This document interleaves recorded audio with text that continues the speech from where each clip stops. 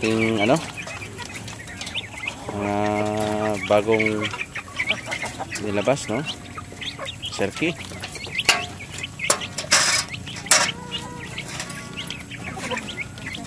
Okay na, no?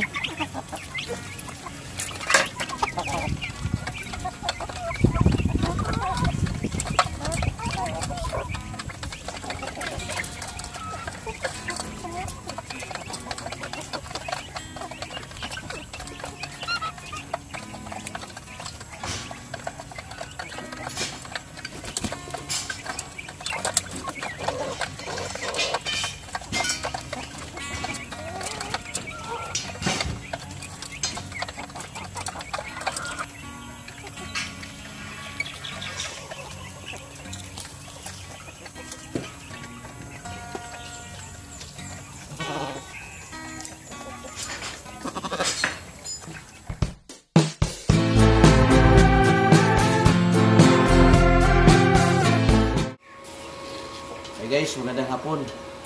Ang pag-usapan natin ngayon yung bagong pinagawa namin na incubator. Ito, hindi na kami gumamit ng mga yero, ay kung hindi ito, bakal. Bakal, ayan. So bago to ha. Bagong lahat, pag baguhan po kayo sa aking YouTube channel, please like and subscribe. And ngayon, pag-usapan natin yung ating mga ginagawa. By the way, ang gumagawa si Alvin. Ayan. Manual. Yan, maganda to guys kasi pang hatchery. Dual. Malaki ang clearance. Okay? Episode 1 pa to. Hindi pa natin to tapos. Pero as you can see, medyo may may nakabox na, no? Yan. So guys, ganito. Ituturo namin yung mga tips dito. Gawa ng incubator at siyempre naman yung pagpapisa. Yan. Okay. So nandito na, no? Ito, kita nyo.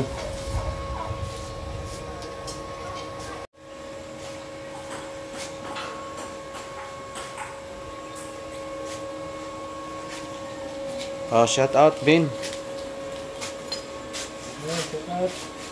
Si Jomari ang helper. Si Alvin. Hindi ba kita ni si Alvin? Bin, hindi ba kapakita, Bin? Kasi mo.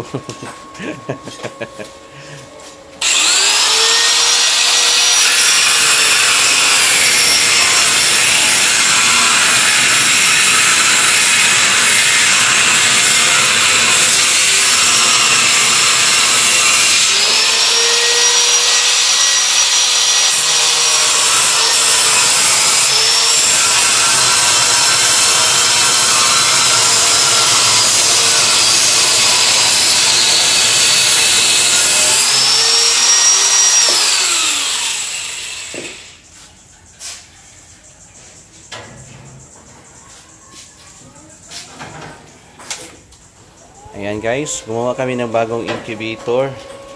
Bali ang gumawa si Alvin, yung expert sa pag-design saka sa welding, no? Pagka partner namin dito. So mga ideas namin na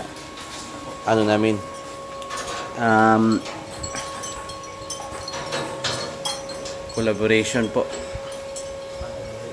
Ang namin po yung bar lang. Manual lang ito. Okay, manual lang. Bakal na lahat yung namin dito.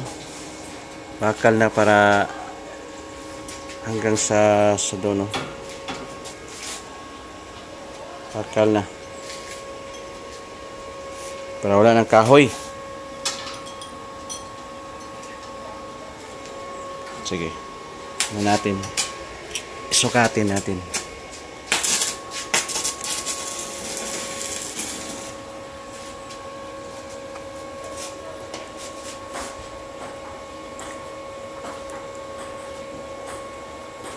Ang wedge diha, kuan ano? 6 no.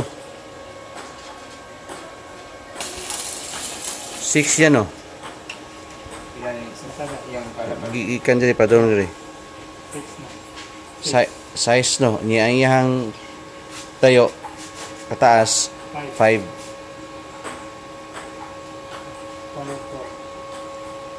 Niya masulod siya og kuan 5,000 no, 5,502.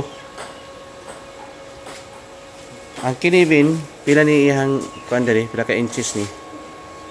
4 no. 4 inches no. Kasi okay. Yan yan. 4 inches po.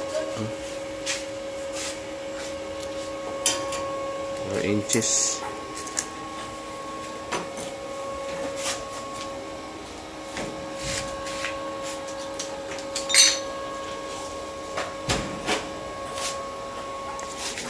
So bali dito yung pinaka sentro ng hangin. Ayan papunta dito sa dulo pagka may na to cover na, makikita nyo dito.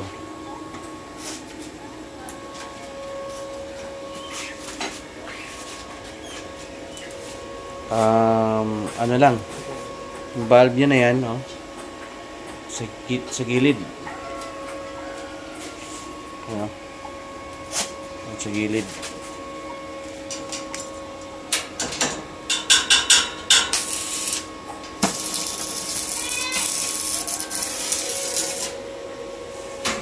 Lang na valve yan.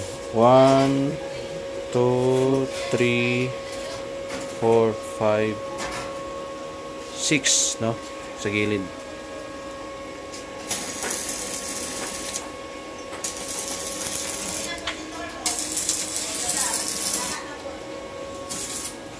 Yung araw lang to guys, mamaya okay na to, bukas okay na.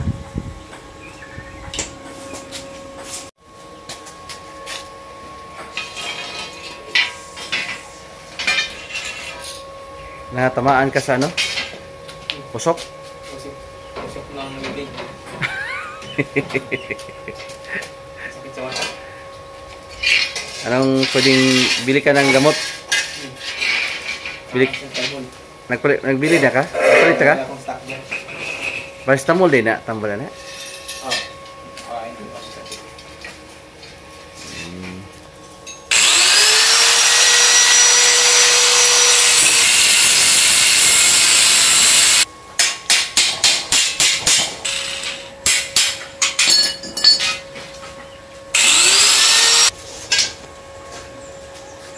Tingnan nyo guys ang clearance Yan.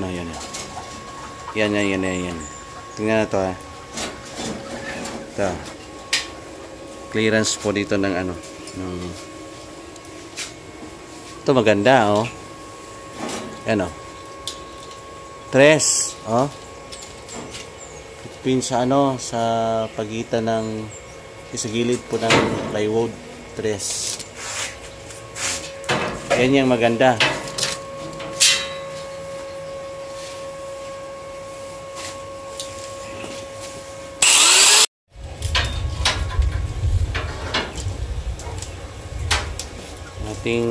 Ating dogi buntis na naman Gusto mo ng samad mo Jo, ang sugat mo Jo, okay na ba Jo? Okay na siya. Ha? Dagdag mo ng lana Jo. Ay, sabihin mo si Toto magbili ng saan ba? Ang gabi, niyog 20. Ngayon para maglana iwa na lana Please, thank you.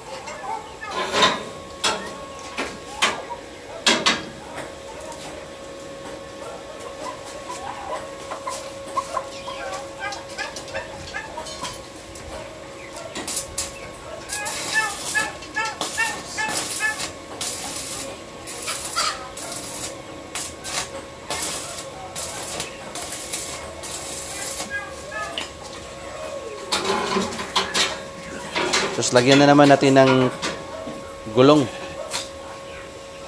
Maganda yung may gulong guys. Para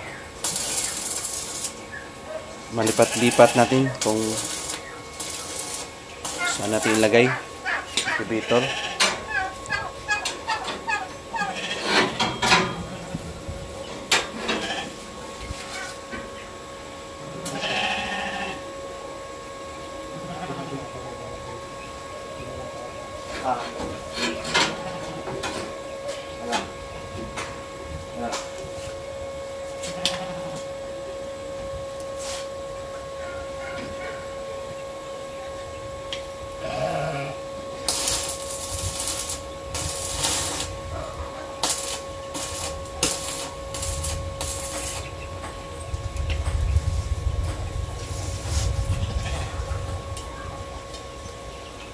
Tingnan natin yung ano sa labas.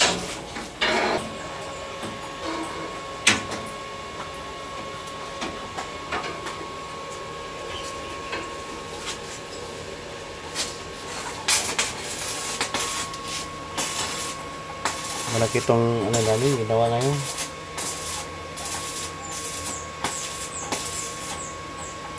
Nag-expand po tayo para makapag-serve tayo ng mga ducklings sa mga iba-ibang lugar.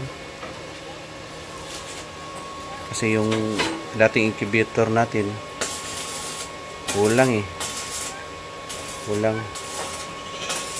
At maganda po yung ano na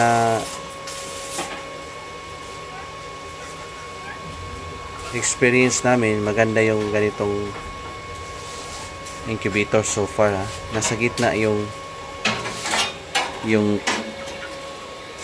exhaust fan, kaya sinunod ko na yan. Nasa gitna yung exhaust fan, yan, hangin na yan. Tapos lagyan namin yan ng plywood yan sa gilid, takpan yan ng plywood.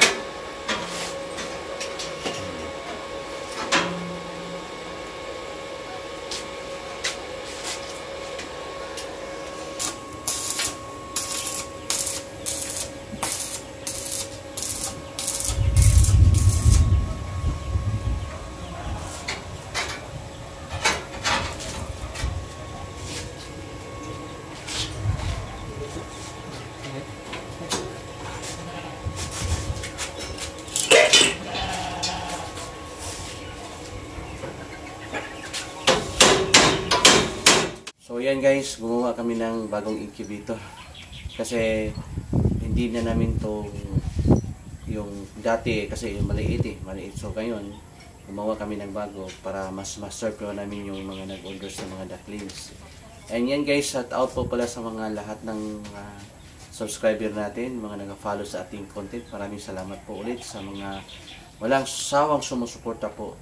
At hindi ko pa yun na maisa-isa no, sa aking vlog, sa aking content. Pero alam ko po na nandyan po kayo lahat. And maraming salamat po. And of course, ang ating hatching tutorial program. Ayan, lifetime. No? Ibig sabihin, pag naka-in kayo sa aking tutorial program, paano magpapisa, yan, para kayong nag-franchise ng mga itik. No? Paano nyo papisain. No? Yun yung pinakamaganda. Yan yung pinaka-hard natin sa pag-iitikan. So yan na po. This is me, once again, Leon Kip, Itik Farming Davao. Kita-kita tayo sa next content natin and God bless po sa ating lahat. Bye-bye!